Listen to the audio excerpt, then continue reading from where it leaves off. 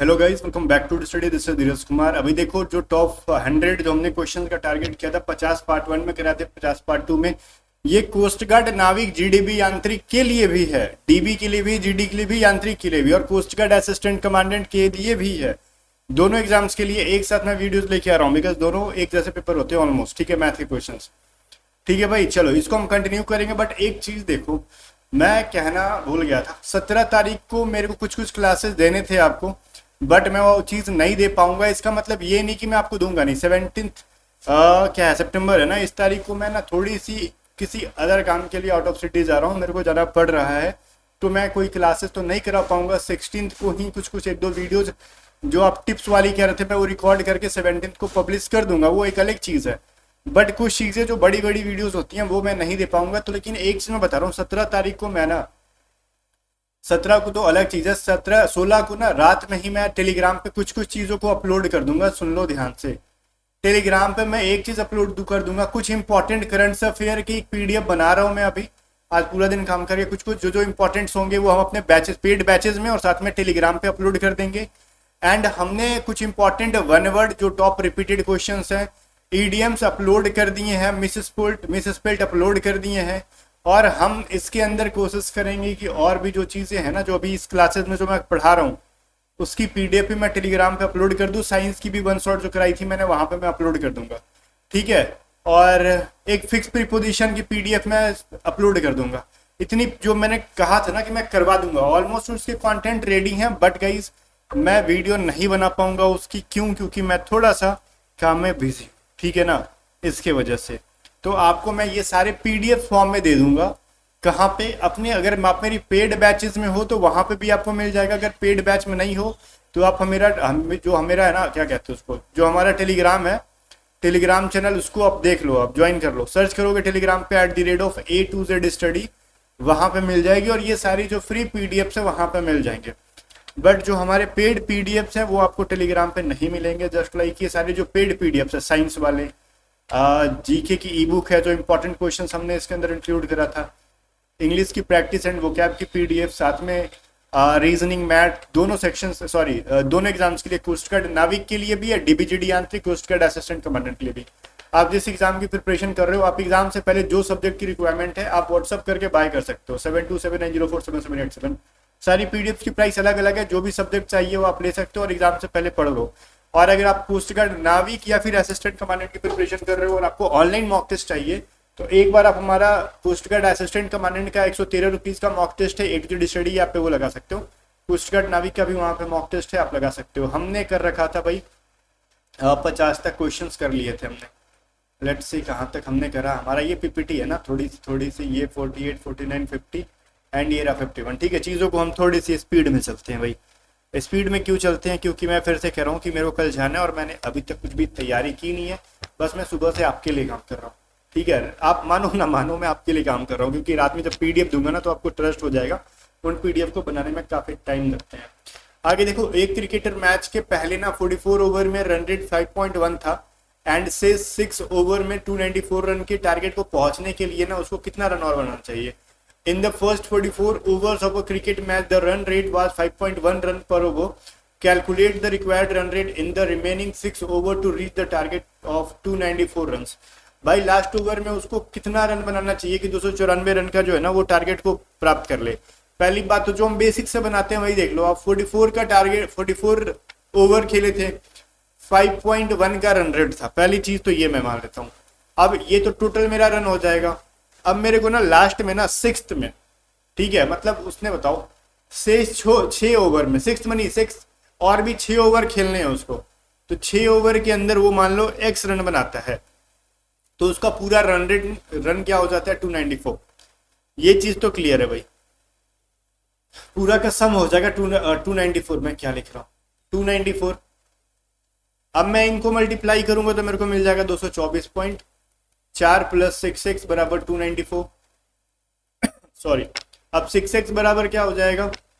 6x बराबर हो जाएगा 294 माइनस में हो जाएगा 224.4। ठीक है, अब मैं इसको लिख सकता हूँ ना, x बराबर हो जाएगा, मैं इनको माइनस करा लूंगा, क्या मिलेगा मेरे को?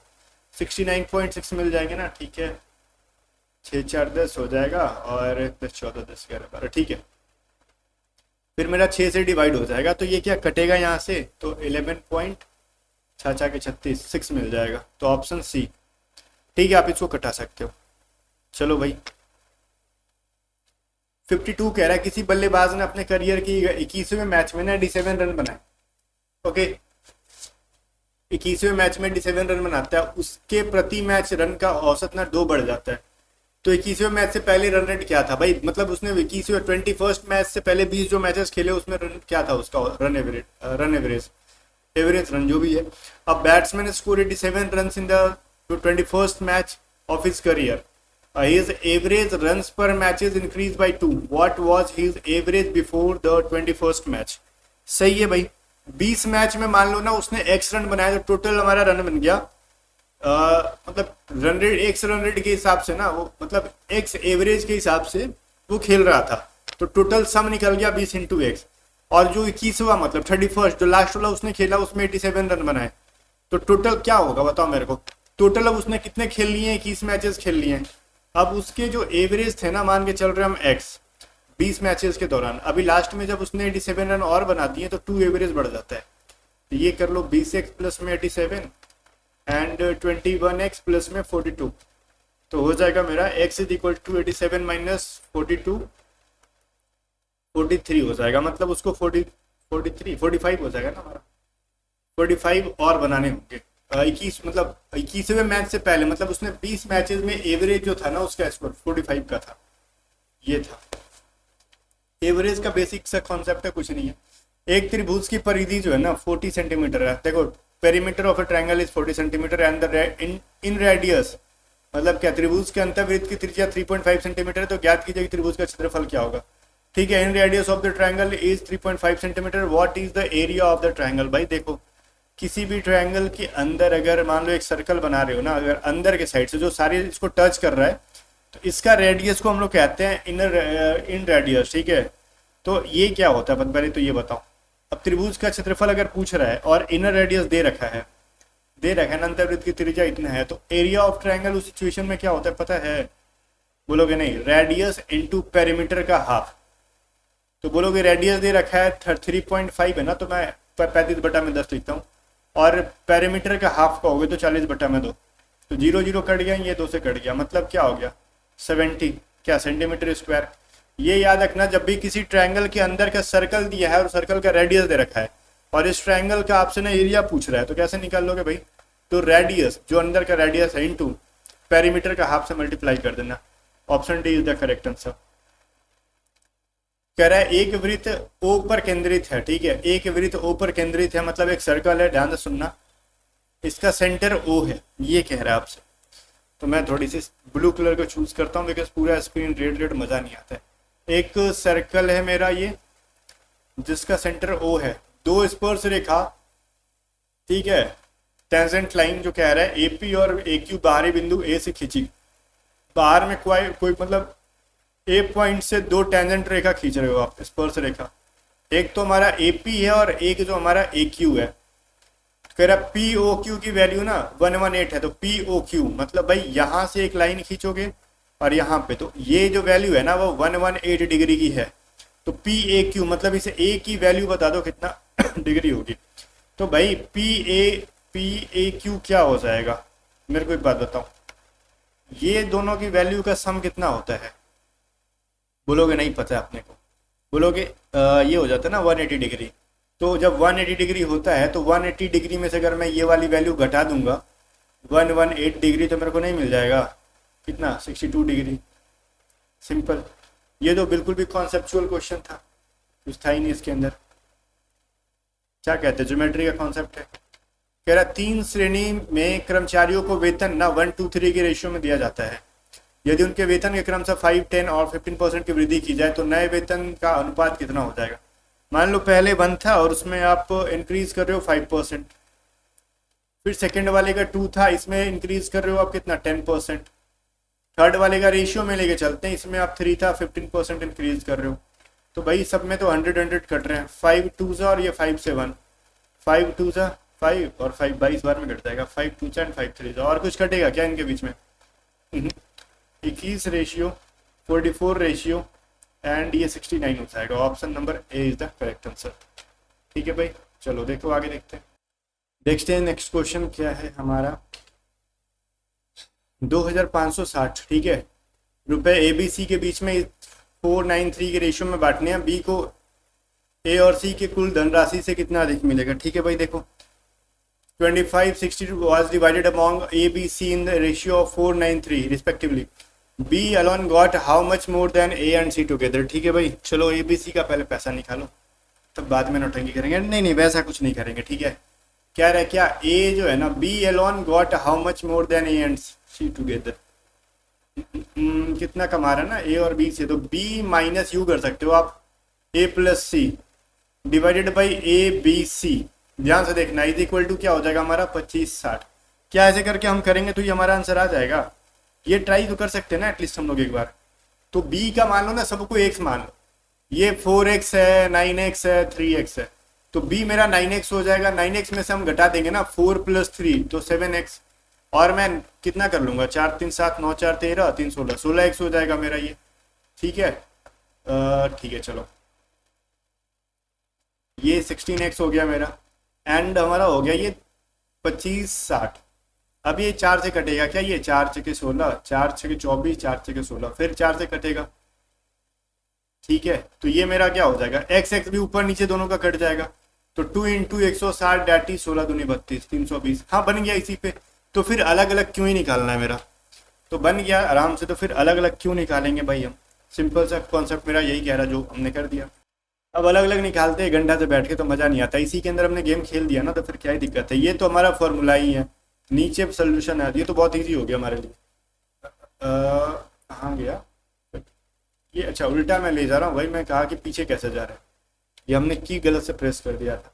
आगे देखो, कह रहा है दो संख्याओं का ना मसो HCF 31 है, HCF is 31, LCM is 29450, first number हमारा है 155, तो अन्य संख्या का मान, सेकंड नंबर बताओ क्या हो जाएगा। भाई सिंपल सा फॉर्मूला पढ़े हो, बोलोगे हाँ LCM × HCF, ठीक है, is equal to first number is equal to second number.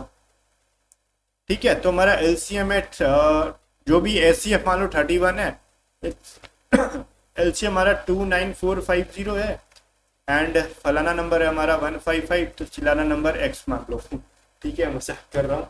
And ये हम लोग 5 से कटा सकते हैं इसको, ये हम 5 से कटाएंगे क्या, 5 बार में, और 5 8 40, 5 9 45 0, x बराबर हो जाएगा 5 8 9 0। है क्या कहीं, ऑप्शन बी बराबर है। इतना तो है ना हमारे पास, तो हम खुशी खुशी कह सकते हैं। चलो अगला क्वेश्चन देखो क्या कह रहे हैं कि दो संख्याओं के योग और गुणनफल। देखो भाई, दो संख्याओं का योग मतलब a + b, product sum of two numbers is 10, product of two numbers is 24, गुणनफल 24 है, तो उनके व्युत्क्रम का योग बताओ। 1/a + 1/b की वैल्यू बताओ। तो भाई इसी के अंदर छुपा है सब कुछ।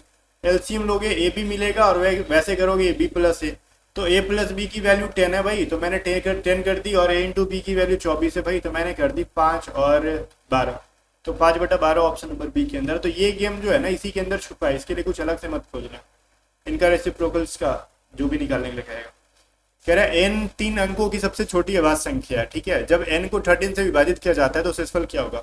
n is the smallest 3 digit prime number, when n is divided by 13 then what will be the remainder. भाई पहली बात तो ये बताओ, n की वैल्यू क्या हो जाएगी, 3 डिजिट की होनी चाहिए और अभाज्य होनी चाहिए। तो 3 डिजिट की छोटी संख्या 100 होती है, this is divisible number. Next is 101, this is not divisible, then n is equal to 101।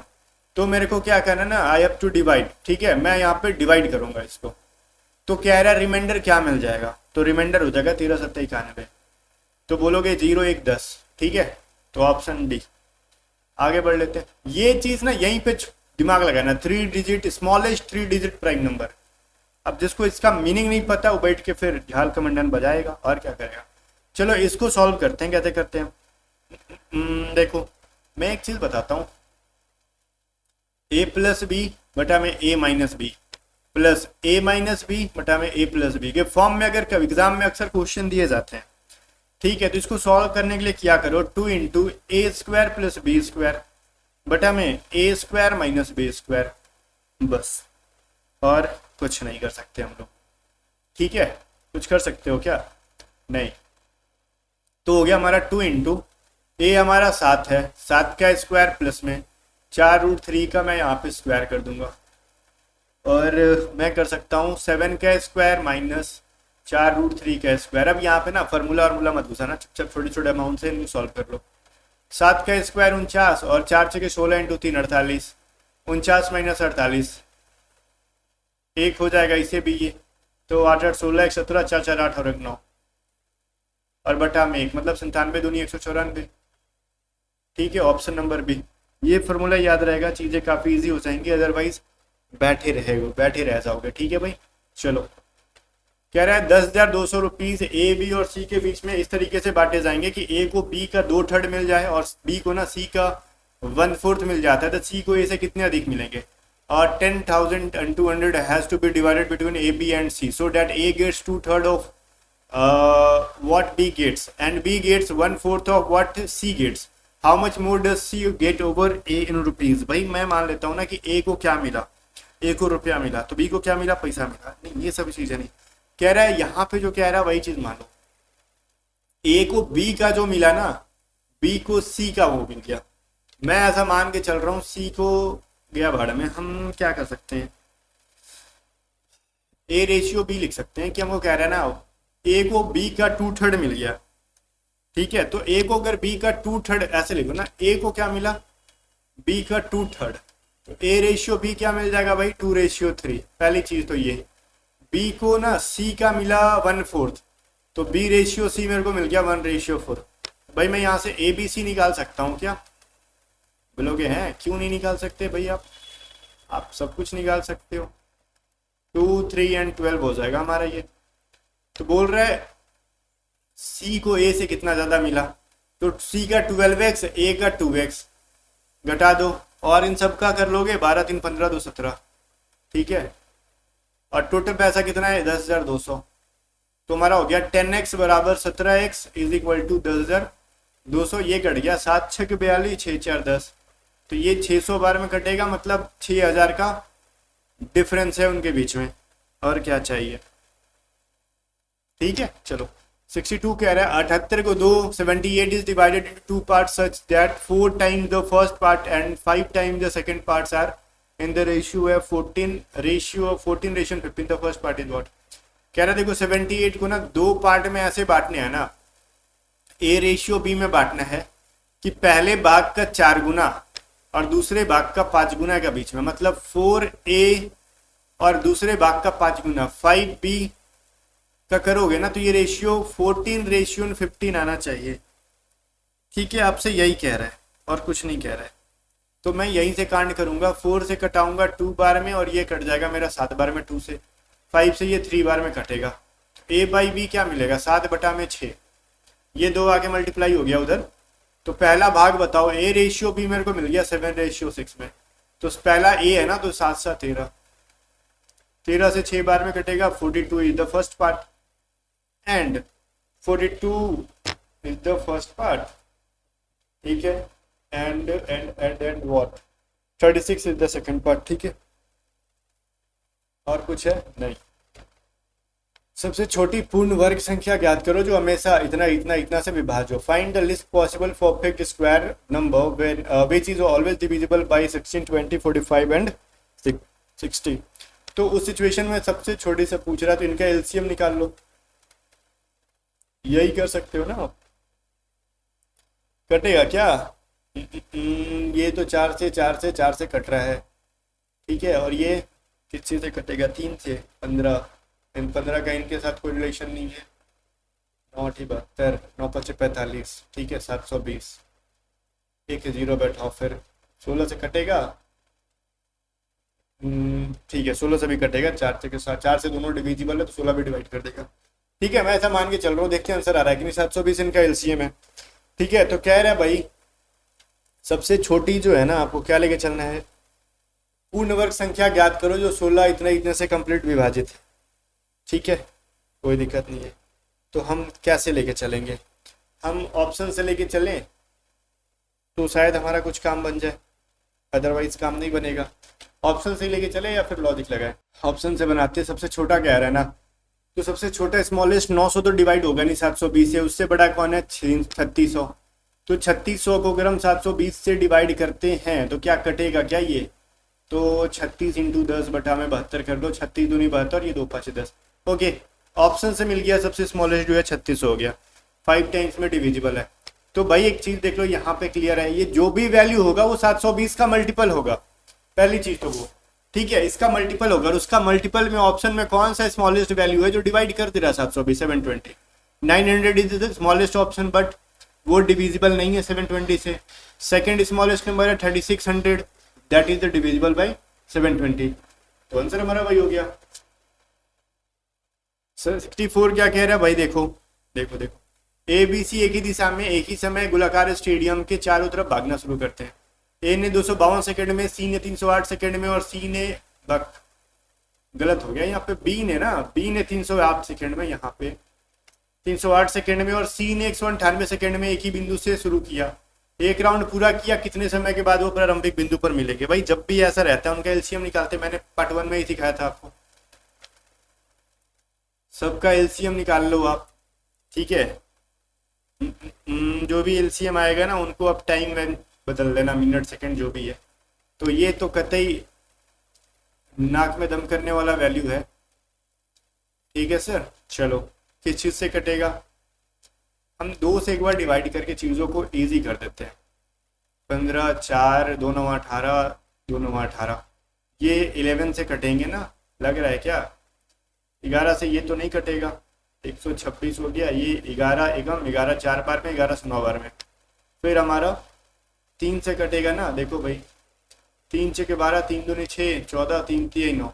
अब मेरा यहाँ पे 7 6 42, 7 से कट जाएगा ना, ये देखो 7 से कट जाएगा 42 14 और 3, 7 6 के 42, 7 दूनी 14 थी, 2 से कट जाएगा 2 3 6, अब 3 से कट गया, तो मतलब मेरे को मिल गया 2 11 3 7 2 एंड 3, तो 22 21 3 दूनी 6। इन सब चीज़ों को हम करेंगे मल्टीप्लाई, 21 का हो जाएगा हमारा 441 और फिर 21, तो हो गया हमारा 1 6 4, फिर 6 से कर दोगे 6 के 36, 6 6 24, 3 27, तो 27 66 आ रहा है क्या। अच्छा यहाँ पे ना रुक जाओ, यहाँ पे तो जोड़ेंगे 21 तो 2 हो जाएगा ना, ये तो 6 दूनी 12 हो जाएगा, ये हो जाएगा 2 6 36 और 1 37, 27 72 हो गया। तो इनका एलसीएम आ गया 27 72।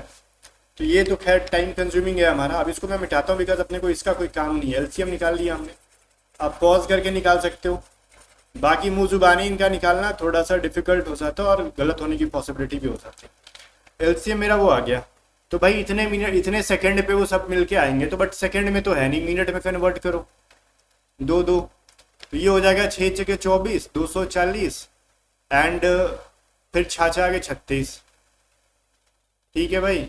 तो हो गया मेरा यहाँ पे 10। तो बोलोगे हैं ये क्या 2 है ना, तो ये हो जाएगा 12। तो मतलब कहीं ना कहीं मेरा 46 मिनट आ रहा है और 12 सेकंड भी हो रहे हैं, तो ऑप्शन में कुछ गलत है।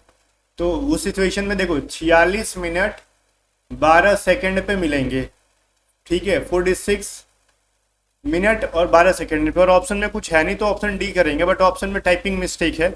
हमने यहाँ पे दिया था 45 मिनट 10 सेकंड और 46 मिनट 12 सेकंड, ऐसा ऑप्शन हमने डलवाया था, बट ये टाइपिंग एरर है, ठीक है, दिख रहा होगा आपको गैप यहाँ पे छोड़ा है ऐसा, या फिर सारे सिर्फ मिनट में रहते, सेकंड का वैल्यू नहीं दिया रहता, तो उस सिचुएशन में भी आप 46 मिनट ही करते, अप्रोक्सीमेटली वही में जाते हैं। चलो, सुनीता किसी काम की नहीं है, सॉरी, सुनीता किसी काम को 6 घंटे में कर सकती है और कविता उसी काम को 8 घंटे में कर सकती है। सुनीता और कविता को ये काम करने के लिए ना 320 रुपीज पर रखा गया है। गीतांजलि की मदद से उन्होंने ये काम 3 घंटे में खत्म कर दिया। बहुत फुर्तीली है। गीतांजलि को कितने रुपए मिलेंगे भाई। चलो, कह रहा Sunita can do a piece of work in 6 hours and Kavita alone can do in 8 hours. Sunita and Kavita undertook to do it for 320 rupees. With the help of Gitanjali, they finished in 3 hours. How much is paid to Gitanjali? भाई पहले तो बताओ कौन कितने दिन में कर सकते हैं।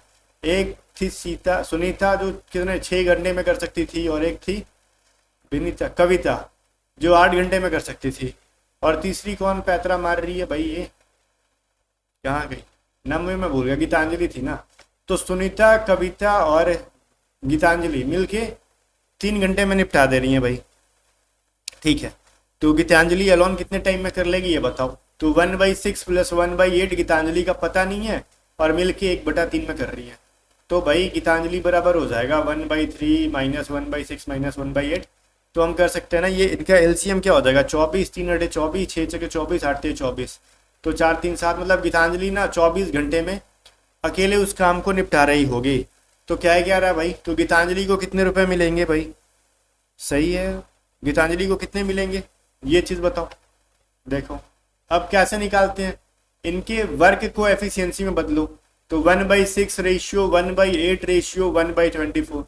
अब एफिशिएंसी में बदलोगे ना, इनके जो आवर्स हैं, टाइम है, तो इनका क्या हो जाएगा, एलसीएम निकालोगे तो 24 हो जाएगा ना सबका, तो 24 से डिवाइड मार दो। यही कर सकते हैं हम लोग, 6 × 8 = 24, और इस रेशियो में अब उनको पैसा मिलेगा 4 3 7 और 1 8। तो ये मेरा गीतांजलि का कह रहा है, तो 1/8 टोटल कितना पैसा था 320, तो 8 × 32, तो गीतांजलि देवी जो है 40 रुपए लेके भाग जाएंगे। ठीक है, भागो गीतांजलि भागो, 40 रुपए लेके भागो। कह रहा है 2 पाइप ना 20 मिनट और 30 मिनट में अकेले एक टैंक को भर सकते हैं। यदि दोनों पाइप एक साथ खुले जाते हैं तो यह टैंक कितने समय में भर जाएगा। बट इसमें क्या है, 2 लोग मिलके काम करेंगे तो कैसे, वही वाला फॉर्मूला लगा लो, 2 + 30 मतलब हो जाएगा 600/50, 0 0 कट गया, 12 × 5 = 60, 12 मिनट हो जाएगा, कोई दिक्कत नहीं। 67 देख लो क्या करा, एक आयत का ना क्षेत्रफल वर्ग के 3 गुना है। आयत की लंबाई 20 सेंटीमीटर और आयत की चौड़ाई ना वर्ग के भुजा का 3/2 गुना है। ओके, तो वर्ग की जो है भुजा बताओ क्या हो जाएगी, एक आयत का वर्ग आयत का क्षेत्रफल वर्ग से 3 गुना है। सही है भाई, ये एक क्या पहले रेक्टेंगल बनाते हैं और एक स्क्वायर बनाते हैं। ठीक है, रेक्टेंगल का लेंथ क्या है 20 है और इसका सॉरी गला फंस रहा है, इसका एक साइड ए है तो चारों साइड ए ही होगा, ये चीज समझ में आ रहा है ना। और इसका चौड़ाई जो होगा ना, इसका ए का 3/2 है, इसका एरिया A² है। तो कह रहे आयत का क्षेत्रफल वर्ग से 3 गुना है, तो इसका हो जाएगा 3A²। 3A² बराबर क्या कर सकते हो आप, लंबाई इंटू चौड़ाई, तो 20 × A × 3/2, तो भाई 3 3 तो कटने से रहा हमारा, A² तो कट गया, A बराबर हो जाएगा 10। ठीक है, तो ये देख लो, कह रहा है कि वर्ग की भुजा कितने सेंटीमीटर है, तो A की वैल्यू हो गई ना 10। क्या चाहिए आपको, जो काम वही करते गए, अपने मन से कुछ हमने किया नहीं, आंसर आ गया। उस सबसे बड़े वर्ग का क्षेत्रफल क्या है जो 28 सेंटीमीटर त्रिज्या वाले वृत्त बना सकती है, क्या है बताओ। उस सबसे बड़े वर्ग का क्षेत्रफल क्या है, एक सर्कल है, देखो एक सर्कल है, एक सर्कल के अंदर क्या होगा, स्क्वायर बनाएंगे। ठीक है, बट मेरी जो है ना सर्कल अच्छे से नहीं बनती है, सर्कल क्या, मेरा कोई भी फोटो अच्छा से नहीं बन पाता है। ये मान लो, हालांकि ये रेक्टेंगल टाइप का बन गया, मान लो कि ये स्क्वायर ही है, बोलोगे नहीं मानेंगे, चट्टागिरी करोगे। ठीक है, देखो अब लग रहा है ना ये स्क्वायर है। ठीक है, चलो अब कह रहा है सर, ये तो क्या जब भी क्या आएगा ना कि what is area of a largest square which can be inscribed in a circle of radius 28 centimetre. ठीक है, तो मतलब वो सर्कल के अंदर ही है। ठीक है, उसका रेडियस का मतलब जो भी होगा, लेकिन एक बात बताओ, इसका ये जो डायगोनल है वो गलत जा रहा है, फोटो गलत बन जाता है मेरे से, सबसे बड़ी प्रॉब्लम है मेरी यही है। जो स्क्वायर का डायगोनल होगा वो सर्कल के रेडियस का आधा होगा, सॉरी रेडियस का 2 टाइम्स होगा। तो मान लो डायगोनल पूरा का पूरा x है, तो रेडियस x/2 और x/2 हो जाएंगे।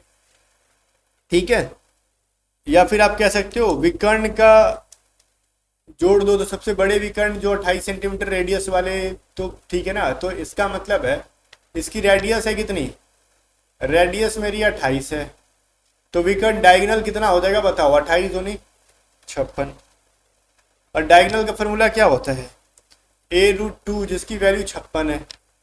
ठीक है, तो वर्ग का क्षेत्रफल अगर निकालना है तो मैं ए निकालना पड़ेगा मेरे को, तो ए बराबर हो जाएगा 56/√2। अगर मैं इसका स्क्वायर कर दूं तो फिर ए स्क्वायर की वैल्यू क्या कर दोगे, 56/√2 इंटू 56/√2। तो ये तो भाई मल्टीप्लाई होके 2 हो जाएगा, ठीक है ना, 56 इंटू 56/2, और ये 28 से कट जाएगा, ठीक है। तो अब यहाँ पे मैं इसको सॉल्व भी करूंगा तो यूनिट डिजिट 8 इंटू 6 8 होता है। यूनिट डिजिट 8 कहाँ पे आ रहा है, ऑप्शन बी के अंदर आ रहा है, मतलब 1568 हमारा आंसर हो जाएगा। बस यही करके भाग जाओ यहाँ से चोरी चोरी चुपके चुपके, ठीक है ना। और कुछ दिक्कत है नहीं, चीज़ें काफ़ी इजी हैं।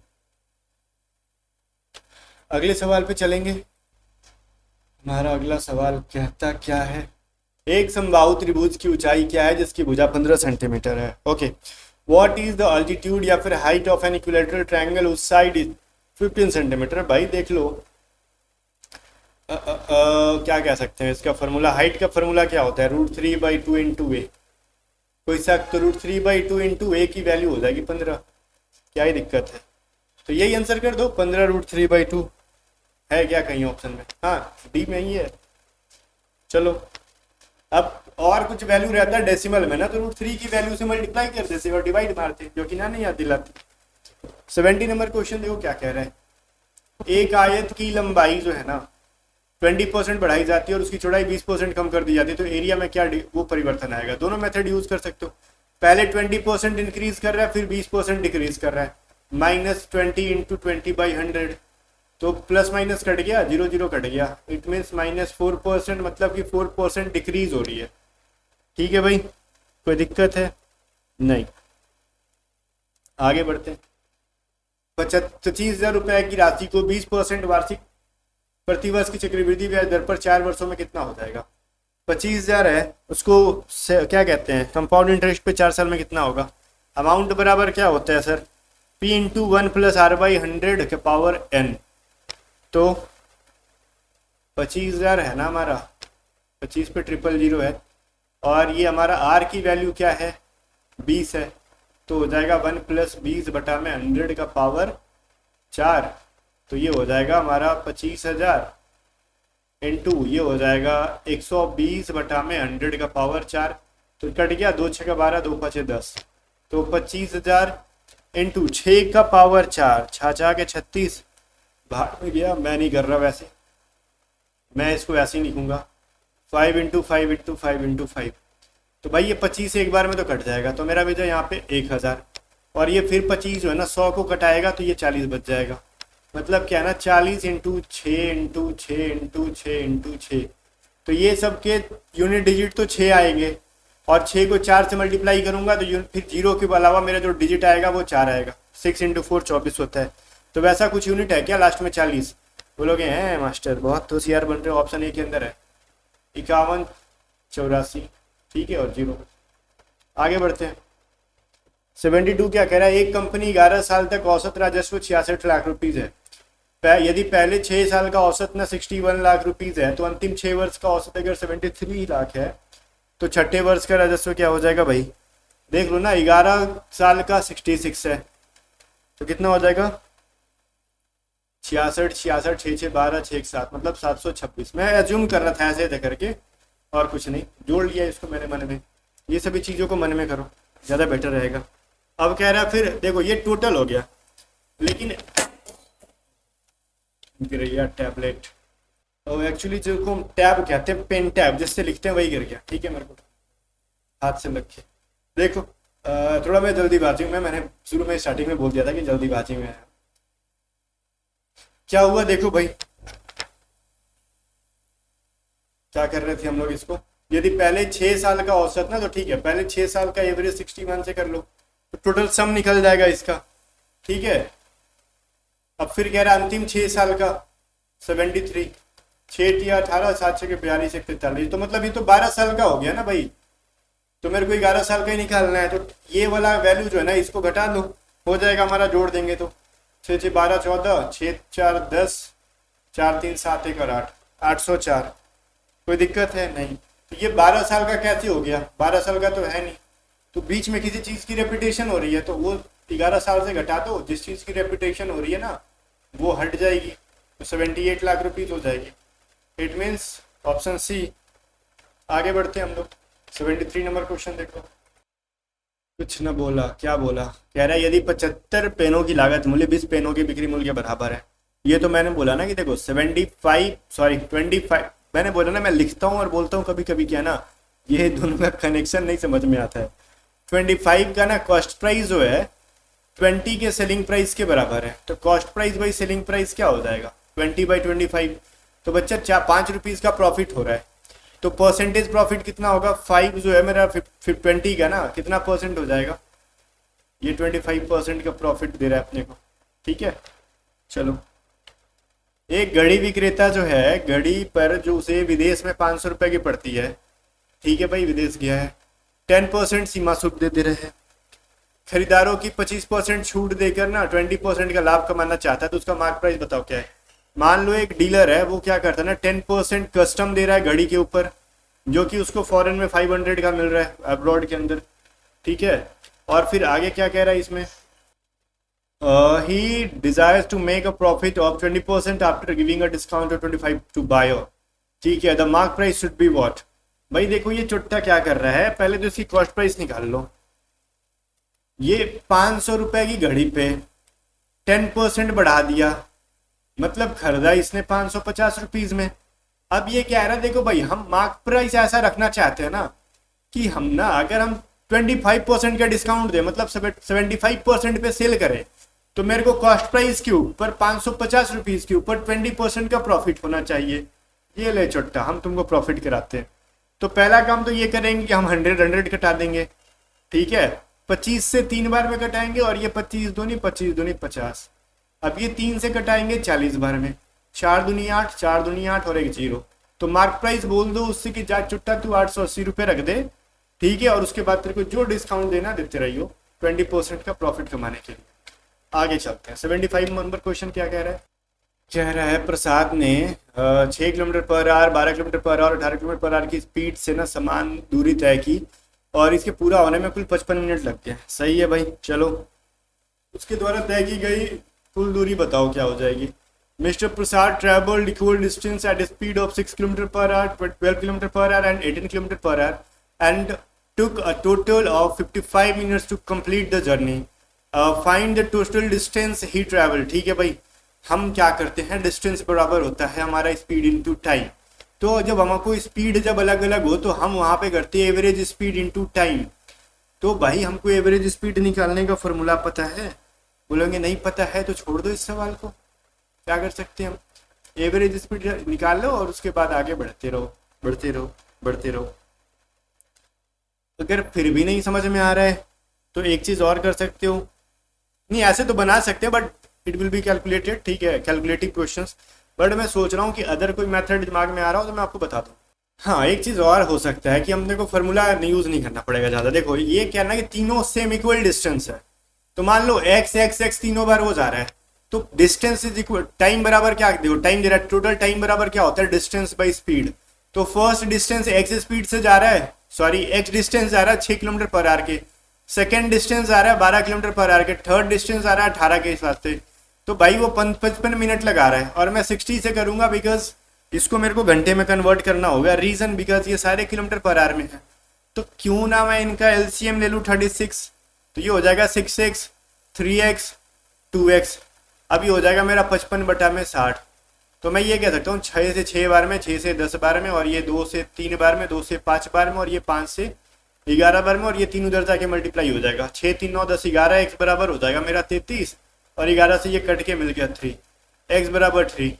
तो उसके द्वारा तय की गई कुल डिस्टेंस, अब बोल दोगे 3 तो ये पाप हो जाएगा भाई, वो 3 बार x डिस्टेंस ट्रेवल कर रहा है 3x, तो 3 × 3 दैट इज 9 किलोमीटर। तो ये चीज है ना काफी इजी हो जा रही है ना, तो एवरेज स्पीड निकालने का झमेला ना कुछ। ठीक है, चलो लॉजिक बड़ा सिंपल है ना, डिफिकल्ट कैलकुलेशन भी नहीं है। स्टेप्स जा रहे हैं उससे मतलब नहीं है, कैलकुलेशन नहीं लग रहे मेरे। मैंने देखो 2 स्टेप्स में बन रहे हैं बट कैलकुलेशन ज्यादा लग रहा है। मेरे 4 स्टेप्स में बन रहे हैं, पहले वाले से ज्यादा कैलकुलेशन लग रहा है, तो ज्यादा कौन बेटर है। टाइम ही तो मेरे को बचाना है ना, स्टेप से क्या मतलब है। ठीक है, टाइम बचने चाहिए मेरे हिसाब से। एक एथलीट विद कार मैदान पर पहला चक्कर 12 किलोमीटर पर आवर से चलाता है और दूसरा ना 8 किलोमीटर पर आवर से, तो उसकी औसत गति क्या हो जाएगी? An athlete running with a speed of 12 kilometer per hour complete one round and with the 8 kilometer per hour complete the second round. भाई डिस्टेंस इस सिचुएशन में सेम है, तो पहला स्पीड दूसरा है भले, तो स्पीड 1 इंटू स्पीड 2 करते हैं ना, 2 इंटू स्पीड 1 और स्पीड 1 प्लस में स्पीड 2। जब सेम डिस्टेंस को अलग अलग स्पीड से ट्रैवल करता है तो एवरेज स्पीड ऐसे निकालते हैं हम लोग। तो 2 इंटू क्या हो जाएगा 12 इंटू 8 और 12 प्लस 8, तो ये तो 16 हो जाएगा ना। 2 इंटू 12 इंटू 8 बटा में 16, सॉरी 20 हो जाएगा ना ये तो 4 5 20, 4 दूनी 8, क्या हो जाएगा 12 दूनी 24 दूनी 48 बटा में 5, तो 5 9 45, 5 6 30, 9.6 है क्या हमारा kilometre per our, option B के अंदर है। चलो भाई 77 कह रहा है किसी संख्या में 12% की कटौती करने के उपरांत बची हुई संख्या में 25% की कटौती करने पर फिर 2508 शेष बच जाता है, तो प्रारंभिक संख्या बताओ। भाई कह रहा ना कि एक x नाम का कोई नंबर है, इसमें after deducting 12% from a certain some, x में से अगर 12% डिडक्ट करते हो ना और देन अगेन फिर 25% डिडक्ट कर लेते हो, तो चुट्टागिरी कर रही है, तो उसमें से जो बचता है वो 2508 बचता है। तो बताओ इनिशियली में x की वैल्यू क्या थी? तो भाई पहले अगर 12% डिडक्ट करेंगे हम तो 88% बचेगा, अगर फिर इसमें 25% डिडक्ट कर लोगे तो 75% बचेगा और उसकी वैल्यू 2508 बच रही है, यही है ना। तो 25 से 3 बार में, ये 4 बार में, ये 4 से कट जाएगा 22 बार में, ये 2 से कटेगा 11 बार में, ये 2 से कटेगा 50 बार में। भाई ये 11 से मैं कटाऊंगा, कटेगा क्या? कटेगा, लग तो रहा है ना ये वाला मेरा। 13 में से 2 गया 11, ठीक है। तो 11 दूनी 22 और 22 हो गया 11, 11 दूनी 22, फिर 11 दूनी 22 और 11 से 88 बार में कट जाएगा। फिर 3 सते 21, 3 छक 18, x बराबर हो गया 76 इंटू 5। तो लास्ट में डबल जीरो चाहिए, तो double zero A and D दोनों में है ना, कोई दिक्कत नहीं है। 6 5 30, 7 5 35, 3 38 हो गया, option D is the correct answer. आगे देख लो भाई 78 क्या कह रहा है। एक वृत्त की परिधि की एक वर्ग के परिधि के बराबर है। एक वृत्त की परिधि ना एक वर्ग के परिधि के बराबर है, तो उनके क्षेत्रफलों का रेशियो क्या हो जाएगा? ठीक है यार देख लो, एक वृत्त की परिधि एक वर्ग के परिधि के बराबर है, तो मान लो एक वृत्त का परिधि क्या होता है 2 पाई आर, इसका परिधि क्या होता है 4a, ये दोनों इक्वल्स हैं वो बिल्कुल भी। तो फिर कुछ वैसा कुछ तो मिल नहीं रहा लॉजिक इसके अंदर कि हम कुछ करें। तो कह रहा है इनके क्षेत्रफलों का रेशियो, तो पाई आर स्क्वायर और कह रहा है ना, और क्या कह रहा है भाई ए स्क्वायर के बीच का रेशियो निकालो आप सीधे सीधे। तो हम यहीं से कुछ निकाल सकते हैं क्या, पाई और आर के बीच का। देखो यहां से हम लिखेंगे ना, तो पाई आर बाई ए स्क्वायर बराबर क्या मिल जाएगा मेरे हिसाब से 4/2, तो मैं कह सकता हूँ 2/1। ये पाई आर बाई ए स्क्वायर की वैल्यू मिल गई है, तो फिर क्या ही कह सकते हैं ना। तो आर स्क्वायर मेरे चाहिए साहब यहाँ पे, तो आर स्क्वायर चाहिए जो कि यहाँ पे है नहीं, तो मैं क्यों ना 22 की वैल्यू भी रख देता हूँ, तो मेरे को आर और इसकी ए की वैल्यू मिल जाएगी। अच्छा नहीं देखो मैंने गलती लिखी है, यहाँ पे ए स्क्वायर कहाँ से आ गया, नहीं ठीक है ना, पाई आर और ए की वैल्यू हो गई ए, ठीक है ना, ये हो गई इतनी, ठीक है। और मैं पाई की वैल्यू भी रख देता हूँ ए आर इंटू 22 बटा में 7 बटा में ए बटा में 2 बटा में 11, तो ये हो गया 11, और आर बाई ए हो गया मेरा 7 बटा 11, तो आर रेडियस अगर 7 होगा तो ये मेरा 11 हो जाएगा। तो मैं लिख सकता हूँ ना 22 बटा में 7 और रेडियस 7 इंटू 7 और ए की वैल्यू हो जाएगी 11 इंटू 11, तो एक 7 कट गया और ये 11 इससे कट जाएगा, तो मतलब 14 बटा में 11 मिल गया, क्या ऑप्शन ए के अंदर ही है। ठीक है, कुछ नहीं करना है, सवाल में जो दे रखा है वहीं से निकाल लो। ये इक्वेशन दे रखा है, यहीं से मैंने आर और ए के बीच का रेशियो निकाला, जो वैल्यू आ गया इनके एरिया में मैंने पुट कर दिया, आंसर हमारा आ गया फटाक से। ठीक है चलो 79 देखो, चक्रीय चतुर्भुज का बाहरी कोण 72 डिग्री है, तो इसके आंतरिक कोणों का माप बताओ। The exterior angle of a cyclic quadrilateral is 72 degree, what will be the measure of interior angle. भाई देखो एक चीज मैं बताता हूँ, मान लो अगर ये कोई है ना, मान लो सर्कल के अंदर है चाहे बाहर है, उससे मेरे को मतलब नहीं है, ठीक है, जो भी चीज है मैं बता रहा हूँ, अगर इसका ये एक्सटीरियर एंगल है कुछ भी, और इंटीरियर एंगल, एक्सटीरियर और इंटीरियर के दोनों का ऐड करोगे ना तो 180 डिग्री होता है। तो जब बाहर और दोनों का मिला के 180 डिग्री होता है और बाहर वाला क्या है ना 72 है, तो अंदर वाला घटा दो उसमें निकालने के लिए 108 डिग्री आ जाएगा। कहाँ है, एक के अंदर है। tan square theta minus sec square की वैल्यू क्या होती है? अब क्या बताएं इसमें, तो इसकी वैल्यू याद कर लो। बोलोगे कैसे याद कर ले? देखो भाई tan square theta minus sec square theta, मैं एक काम कर सकता हूँ। बोलोगे क्या कर सकते हो? मैं सेक को ना tan के फॉर्म में कन्वर्ट कर सकता हूँ। tan square theta minus tan square theta plus 1 होता है, ठीक है। ये सेक स्क्वायर थीटा बराबर, और मैं ब्रैकेट निकालूंगा तो ये माइनस में कन्वर्ट हो जाएगा, तो प्लस माइनस कट जाएगा, तो मेरे को मिल गया -1, तो इसकी वैल्यू हो गई -1। अब ये रट्टा मान लो कि tan square theta minus sec square theta की वैल्यू -1 होती है। कह रहा है एक खास काम को ना 20 दिनों में करने के लिए कार्य को पुरुषों के एक समूह को सौंपा जाता है। ठीक है भाई, सौंप दिया, लेकिन 12 पुरुष जो है ना नौकरी के लिए नहीं आए और शेष पुरुषों ने 32 दिन में काम पूरा किया। तो समूह में पुरुषों की मूल संख्या क्या थी? तो भाई कैसे करते? m1 into d1 is equal to m2 d2, यही ना होता है हमारा। तो हमने स्टार्टिंग में बोला था x लोगों को बुलाया था, कहा था 20 दिन में निपटा देना भाई, लेकिन 12 लोग कह रहे हैं कि हम तो चुट्टा है, हम नहीं आएंगे। जो काम है जो बचे लोग थे बेचारे 32 दिन में निपटाती है। अब यहाँ से x की वैल्यू निकाल लो, 4 से कट जाएगा 5 बार में, 4 से कट जाएगा 8 बार में, ये हो गया 5x, ये हो गया 8x, 12 96, तो हो गया हमारा ये 3x बराबर 96 और x बराबर हो गया 32। तो स्टार्टिंग में कितने लोग थे भाई? 32। आए नहीं, क्या कर सकते हैं? P और Q क्रमशः 25 और 50 डेज में परियोजना को कर सकते हैं। काम को P और Q मिलके ना, ओ इंग्लिश में अलग है, हिंदी में अलग है, नहीं खेल हो गया ये तो। क्वेश्चंस आर डिफरेंट, ठीक है, दोनों क्वेश्चन डिफरेंट है। ठीक है, हम कौन सा सॉल्व करते हैं? ऊपर वाला करते हैं। ऑप्शन तो देखते हैं ऊपर वाला सॉल्व करके, अगर उससे ऑप्शन से मैच नहीं करेगा तो नीचे वाला कर लेंगे। यहाँ पे अलग अलग क्वेश्चन कैसे आ गया? ठीक है चलो ठीक है, करते हैं, कंफ्यूज क्या होना है। P और Q 25 और 50 दिन में काम को कर सकते हैं। P कह रहा है 25 डेज में कर सकता है, Q 50 दिन में, तो वो से 18% कितने दिन में कर लेंगे? तो दोनों मिलके पूरा काम कितना दिन में करेंगे? 100%, तो ये तो निकाल लो, तो 50/3 दिन में करेंगे। तो भाई 100% काम को 50/3 डेज के अंदर कर रहे हैं, 18% को मान लो वो x डेज में करेंगे, ऐसा मान के चल सकते हो आप। तो हम क्या कह सकते हैं? 50 दूनी 100, 2 9 18, और ये कह सकते हैं ना 3 3 9, यहाँ पे इक्वल का साइन है तो x इज इक्वल टू हो गया 3, तो वो 3 डेज में कर लेंगे। ठीक है, तो ये इसी के पहले वाले के अकॉर्डिंग था। नीचे कह रहा है अ मैन का, ये सेकंड दूसरा क्वेश्चन है, इसका नहीं है क्वेश्चन। अ मैन और 2 बॉयज और 3 girls can do a work in 18 days, working together they can complete the work in what? तो भाई ये मतलब अधूरा क्वेश्चन है। क्यों भाई? मैं देख रहा हूँ, कह रहा हूँ एक मैन और 2 बॉयज और 3 girls can do a work in 18 days, तो ठीक है, मैं यहाँ से ना मेन बॉयज एंड गर्ल्स का रेशियो निकालूंगा, 1/1 1/2 1/3 हो जाएगा, तो मेरा हो जाएगा ये 6:3:2। ठीक है, तो ये हो गया। अगर वो एक साथ मिलकर करेंगे तो कितने दिन में करेंगे? अधूरा नहीं है, कंप्लीट क्वेश्चन है ये।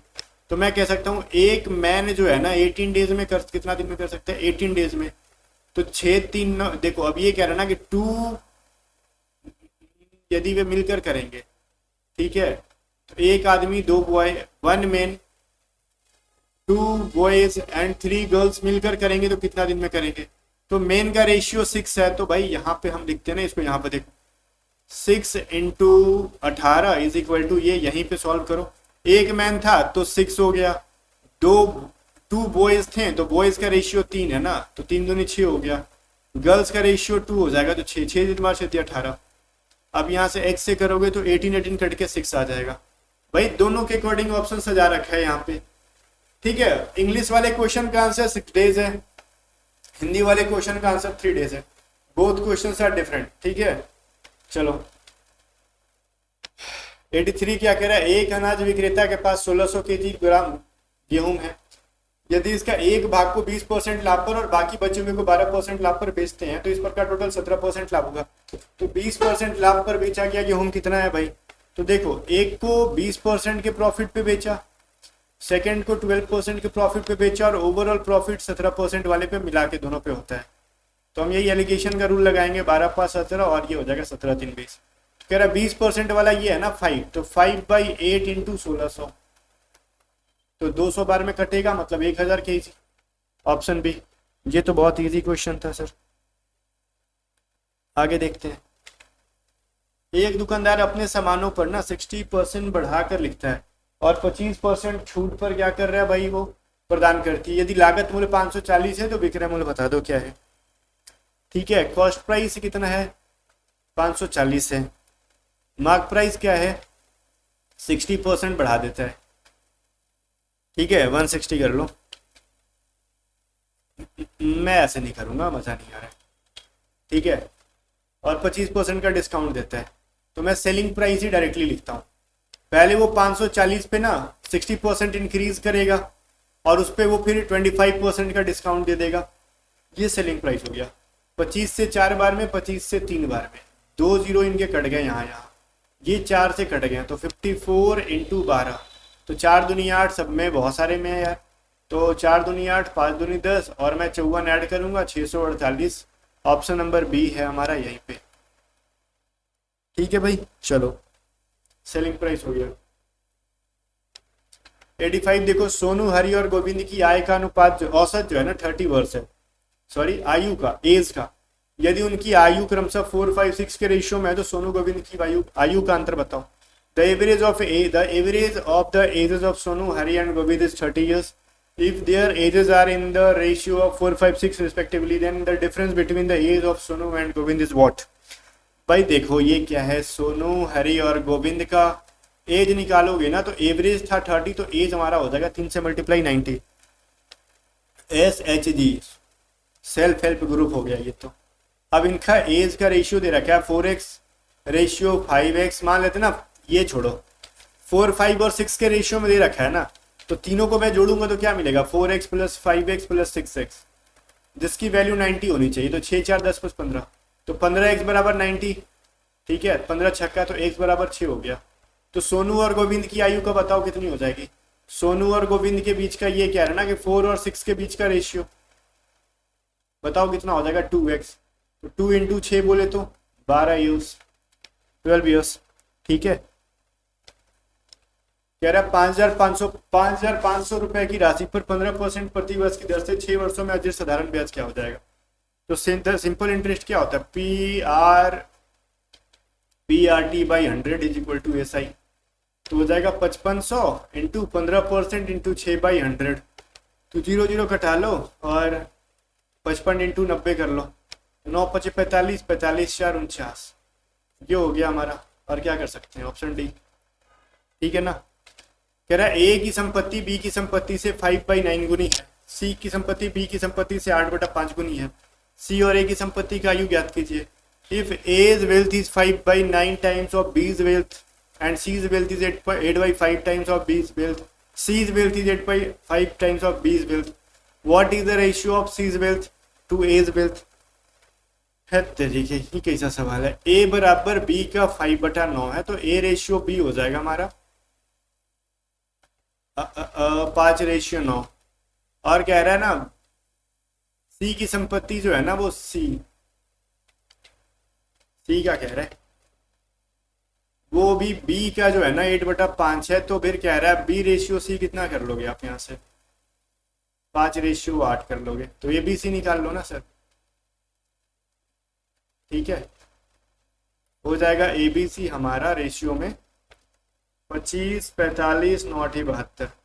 ओके, ये हो गया। तो सी और संपत्ति का कुल अनुपात कितना है, सी और ए की संपत्ति, तो ये 72 और 25 हो जाएगा। है क्या, बोलोगे हाँ है। आगे बढ़ते हैं। 4 अंकों की सबसे बड़ी संख्या क्या है जो 9 12 24 32 से कंप्लीटली डिविजिबल हो। ठीक है, ग्रेटेस्ट 4 डिजिट नंबर जो इनसे डिविजिबल हो, तो क्या करोगे, एलसीएम निकालो। 4 12 24 और 32, इनका एलसीएम हो जाता है 288। ठीक है, अब देखो 288 को ना 4 डिजिट का सबसे लार्जेस्ट वैल्यू होता है 9999। ठीक है, अब मैं इनसे डिवाइड करूंगा, जो रिमाइंडर बचेगा मेरा वो इनके सबसे लार्जेस्ट वैल्यू में माइनस करा लूँगा। तो 3 बार में जाएगा ना 864 से 5 2 1। अब जाएगा क्या ये 3 हो जाएगा ना 1359। अब जाएगा क्या ये 4 बार में 4 4 32, ठीक है 8 6 32, ठीक है ना, ये हो जाएगा 1152 हो जाएगा मेरा यहाँ पे 702 207 हो गया। अब मेरे को करना है क्या क्या है लार्जेस्ट नंबर 9999 207 घटा देंगे जो वैल्यू आएगा 9792। ऑप्शन कहाँ है? हाँ बी में है, ठीक है दिख रहा है आपको। चलो 89 कह रहा है एक आयत की लंबाई 8 सेंटीमीटर और उसके विकर्ण की लंबाई 10 है, तो आयत का परिमाप बताओ। लंबाई 8 है, विकर्ण 10 है, तो भाई देख लो ना इनका परिमाप क्या करोगे। तो ये 2 चौके 8 2 5 10, तो मतलब ये 3 का और 3 इंटू 2 हो जाएगा 6, मतलब चौड़ाई इसकी क्या हो गई 6 हो गई। तो विकर्ण इनका वो क्या हो जाएगा परिमाप 2 इंटू एल प्लस बी, तो 2 इंटू 8 प्लस 6 6 12 13 14 दूनी 28 सेंटीमीटर। ऑप्शन सी है। चलो एक व्यक्ति 24 किलोमीटर की दूरी 40 मिनट में, 30 किलोमीटर की दूरी 32 मिनट में एवं 12 किलोमीटर की दूरी ना 18 मिनट में तय करता है, तो बताइए संपूर्ण यात्रा के दौरान उसका औसत चल क्या हो जाएगा बताओ। If a person cover a distance of 24 km in 40 minutes, 30 km in 32 minutes and 12 km in 18 minutes, then what will be his average speed during the entire journey? ठीक है सर, देखो ये चीज कैसे निकाल सकते हो। एवरेज स्पीड बराबर होता है डिस्टेंस 1 बटा में डिस्टेंस 2 बटा में distance 3 dot dot dot time 1 time 2 time 3 dot dot dot, ठीक है। तो क्या हो जाएगा हमारा 24 किलोमीटर, सेकेंड डिस्टेंस है हमारा 30 किलोमीटर एंड थर्ड डिस्टेंस है 12 किलोमीटर। टाइम है मेरा 40 मिनट में आवर्स में कम करूँगा कन्वर्ट उसको, 32 60 करूँगा 60 करूँगा, ये हो गया हमारा कितना 6 एंड 6 66, और ये मेरा कटेगा क्या 60 एलसीएम हो जाएगा ना सबका। तो मैं जोड़ लो ना इनको, अरे टाइम मेरे को भी जोड़ लेना चाहिए था। 9 10 5 6 और 6 4 10 108 हो जाएगा, 5 4 9, ठीक है 8 और 1 9 90 हो जाएगा ना ये तो। और ऊपर 60 ले जाओ, 0 0 कट गया, 3 से 3 बार में 3 से 2 बार में, और ये 33 33 दूनी 6 3 दूनी 6 3 दूनी 6 22 बार में कटेगा ना ये 44 किलोमीटर पर है। एक्चुअली अभी अपनी एफिशिएंसी खत्म हो रही है, एनर्जी खत्म हो रही है, ठीक है। एक्चुअल बात यही है मेरी स्लो होने का रीज़न, अब इंजन से वो फ्यूल खत्म हो रहा है, ठीक है ना। चलो 91 क्या, एक आयत की लंबाई 60% बढ़ जाती है, उसी क्षेत्रफल को बनाए रखने के लिए चौड़ाई कितने % कम हो जाएगी। The length of a rectangle is increase by 60%, by what percentage would the width to be decrease to maintain the same area. सही है। क्या कह रहा है कितने क्षेत्रफल को बनाए रखने के लिए चौड़ाई को कितना % कम, तो परसेंटेज डिक्रीज करने के लिए तो मैंने फॉर्मूला पढ़ाया था ना 100 इंटू आर बाई, या फिर x कह सकते हो प्लस 100 प्लस x, तो 100 इंटू कर लो 60 और 160 कर लो, 0 0 कटेगा 8 बार में, ये 2 3 बार में, 4 दूनी 8 और ये 25, ये 75 बटा में 2%, या फिर आप इसको कह सकते हो क्या जो भी कहना चाहते हो कह सकते हो, ठीक है ना 32.5, वैसा है नहीं परसेंटेज में यही है। इजी क्वेश्चन है 11 के ना 1/3 के 3/8 का 1/5 निकालने का अपने को सिंपल।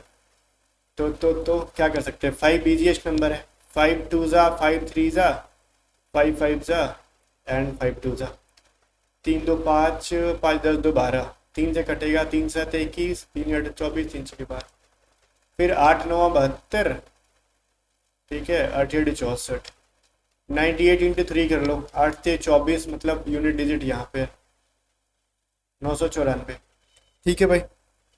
चलो 93 क्या कह रहा है, यदि दो संख्याओं के बीच का अंतर 6 है, मतलब मान लो दो नंबर के बीच का डिफरेंस 6 है, उनके वर्गों के बीच का डिफरेंस ये है, तो a square minus B square के बीच का 60 है, तो उनके घनों का योग बताओ, a cube plus b cube बताओ। भाई सुनो सीधे सीधे, a plus b into a minus b हो जाएगा ना, इसका फॉर्मूला ही जिसकी वैल्यू 60 दे रखा है, और a माइनस बी का वैल्यू 6 है, तो a प्लस बी इंटू क्या हो जाएगा 60 बटा में 6 बराबर 10, ए प्लस बी का वैल्यू 10 हो जाएगा। ठीक है, तो भाई देखो ए प्लस बी की वैल्यू 10 है, ए माइनस बी की वैल्यू 6 है। अगर मैं जोड़ूंगा तो 2a बराबर मिलेगा 16 और a बराबर 8 मिल जाएगा। जब मेरे को a बराबर 8 मिल गया तो b बराबर क्या मिलेगा, बताओ बताओ। तो 2 मिल जाएगा ना हमारा, तो सिंपली तभी ना दोनों घटाएंगे तो वैल्यू 6 आएगा। तो मेरे को यहाँ पे करना होगा 8 का क्यूब प्लस 2 का क्यूब, और क्या कर सकते हैं। तो 8 का क्यूब 512 होता है, 2 का क्यूब ये होता है 8। ठीक है, तो मैं कह सकता हूँ 520, ऑप्शन डी। 94 क्या कह रहा है, इसको सॉल्व करो, सिंप्लीफिकेशन है। यहीं पे सॉल्व करते, पहले डिवाइड करोगे 11, 16 में से 11 डिवाइड माइनस करोगे 4। अभी तो ब्रैकेट के बाहर की अलग से चीज़ें हैं। 4 इंटू 3 12, 12 से 8 कटाओगे 96 माइनस, तो 5 ब्रैकेट 8 माइनस 4, तो ये मेरा 5 इंटू हो जाएगा 4, 5 के 20। अच्छा माइनस है यहाँ पे, 5 माइनस है ना भाई, मैं कहूँ 5 माइनस 4 बराबर 1, ले आया नहीं वैसा। ठीक है, 4 दूनी 8, 4 से 12, 12 8 96। ठीक है, और 11 से घटाओगे तो यहाँ पे तो ये 5 हो जाएगा ना। अब मैं 8 में से 5 घटाऊंगा तो मेरे को यहाँ पे मिल जाएगा 3। अब मैं 5 में से 3 घटा दूंगा तो मेरे को मिल जाएगा 2। Option number A is the correct answer. ठीक है, चलो यहीं पे मैंने गड़बड़ की थी। यहाँ पे 16 माइनस 11 को मेरे को यहाँ पे 5 लिखना था ना, मैंने 4 लिख दिया था, तो चीज़ें सही हो गई। आगे देखते हैं 95 नंबर कह रहा है, देखो 246 डॉट डॉट डॉट 198 का मध्य पाद निकालो। भाई ये क्या कह रहा है, मध्य पद निकालो। 2 plus 4 plus 6 plus dot dot dot है ना, प्लस 198। अब मेरे को टोटल टर्म्स कैसे निकालते हैं, टोटल टर्म्स कितना हो जाएगा लास्ट में ना सारे। देखो ये क्या है ना, 2 का डिफरेंस है, मैं लास्ट वाले में 2 का डिफरेंस कर दूंगा डिवाइड, तो टोटल मेरे को 98 टर्म्स मिल रहे हैं। तो मिडिल टर्म बराबर पता है क्या होता है, मिडिल टर्म बराबर टोटल टर्म्स में 1 ऐड करके 2 से डिवाइड कर दो, तो 100/2 मतलब हो गया 50। ठीक है, तो कह रहा है भाई, तो अब ये तो हमको मिडिल टर्म नहीं निकला, अभी क्या करोगे ना, इसको इंटू 2 करना बाकी रह गया है। ठीक है, तो 50 इंटू 2 इज इक्वल टू 100। ये बोलोगे कहाँ पे पढ़ने के लिए मिलेगा, तो ये आपको पढ़ने के लिए मिलेगा जनरली या तो एपीजीपी पढ़ सकते हो, अदरवाइज आपको ना मैंने पढ़ाया है इसको किस चैप्टर के अंदर, एवरेज के अंदर ही पढ़ा रखा है शायद, एवरेज देखना उसी के अंदर पढ़ा रखा है मैंने इसको। ठीक है, देख लेना। 16 और 24 का ना थर्ड प्रोपोर्शनल 16 और 24 का बताओ। बी स्क्वायर बाई ये, यही ना फॉर्मूला होता है, तो 24 इंटू 24 बटा में 16, 8 दूनी 16, 8 से ये हो जाएगा 12 तिया 36। ईजी है, खाली फॉर्मूला याद रखना, अगर कॉम्प्लिकेटेड भी करेगा तो फॉर्मूला की वजह से आप चीज़ों को कर लोगे। 2 पाइप क्रमशः 3 घंटे और 4 घंटे में टैंक को भर सकते हैं, और एक निकास पाइप 2 घंटे में खाली करता है, तो तीनों पाइप को खोलेंगे। देखो, एक tap can fill in 3 hours and second in 4 hours and third क्या कर सकता है, उसको एम्प्टी कर सकता है 2 आवर्स में। तो बस सॉल्व कर दो, टोटल कितने समय में भरेगा। एलसीएम 12, 3 और 6 हो जाएगा, 1/12 बराबर 12 आवर्स। ठीक है, कह रहा है ए बी सी मिलकर ना 150 प्रतिदिन कमाते हैं। ए और सी में देखो, ए बी सी मिलकर ना 150 कमाते हैं, ए और सी मिलकर ना 94 रुपीज़ कमाते हैं, और बी और सी मिलकर ना भाई 76 रुपीज़ कमाते हैं। तो सी प्रतिदिन कितना कमाता है, तो मेरे को ना ये सी इसमें से निकालने के लिए ए बताओ, तो मैं ए बी सी में से बी प्लस सी हटा देता हूँ। ठीक है, तो मेरे को ए मिल जाएगा। ए बराबर कितना हो जाएगा, 150 में से मैं 76 घटा दूंगा ये वाला वैल्यू, ए बराबर हो जाएगा 4, 74 रुपीज़ कमाता है। तो सी का पूछ रहा है ना, तो ए प्लस सी अगर मेरे को कह रहा है 94, तो सी बराबर हो जाएगा 94 माइनस 74 बराबर 20 रुपीज़। 20 रुपीज़ कमाता है। ए एक दिन में 9 घंटे में काम में कर सकता है, ए की अपेक्षा बी 50% ज़्यादा है वो, तो बी उस काम को कितने दिन में कर लेगा। तो ए रेशियो बी की एफिशिएंसी क्या है, 100/150, तो 5 2 जा 5 3 जा, तो ए 9 डेज में 2 एफिशिएंसी के साथ कर सकता है, तो बी जो है ना 3 एफिशिएंसी के साथ 8 डेज में करेगा। तो 3 3 जा मतलब 3 2 जा 6, तो बी जो है ना 6 डेज में उस काम को निपटा रहा होगा। एफिशिएंसी की मदद से बना लो। किसी दुकानदार को कोई कपड़ा 9 रुपए प्रति मीटर की दर पर बेचने के लिए दुकानदार को 10% की हानि होती है। बताइए कपड़ा किस दर पे बेचेगी दुकानदार को ना 15% का लाभ हो। By selling cloth at ₹9 per metre, a shopkeeper loses 10%। Find the rate at which it should be sold so as to earn a profit of 15%। भाई देखो सेलिंग प्राइस 9 रुपीज है ना अगर, तो उसको लॉस हो जाता है 10% का, तो कॉस्ट प्राइस कितना हो जाएगा? तो कॉस्ट प्राइस का 90% की वैल्यू 9 है, तो 0 0 कट गया, मतलब कॉस्ट प्राइस उसकी है 10 रुपीज, मान के चल रहे हैं ऐसा। तो उसको 15% का प्रॉफिट करना है, तो क्या है 10 में 15% बढ़ा दो ना, यहाँ पे सिंपली 11.5 का रुपीज के हिसाब से बेचवा दो उसको। चलो कहो कि चलो बेच दो भाई, चलो हम निकलते हैं यहाँ से, अब मिलते हैं नेक्स्ट वीडियो में। तब तक लिए मॉक टेस्ट अगर ज्वाइन करना है A to Z स्टडी आपको डाउनलोड कर लो। अगर आप लास्ट टाइम हमारे पीडीएफ को बाय करके पढ़ना चाहते हो जरूर पढ़ लेना, बहुत हेल्प आएगा। ठीक है, सभी पीडीएफ को बाय करने के लिए हमारी टीम को व्हाट्सअप करो, चाहे आप नाविक जीडीबी यांत्रिक की प्रिपरेशन कर रहे हो, चाहे आप असिस्टेंट कमांडेंट की प्रिपरेशन कर रहे हो, सारे एग्जाम्स के अलग अलग पीडीएफ से आप बाय करके व्हाट्सअप करो 7279040787 और ज्वाइन कर लो। पीडीएफ को बाय करके अपने को रख लो व्हाट्सअप पे और प्रैक्टिस कर लो। मिलते हैं नेक्स्ट वीडियो में, तब तक बाय बाय।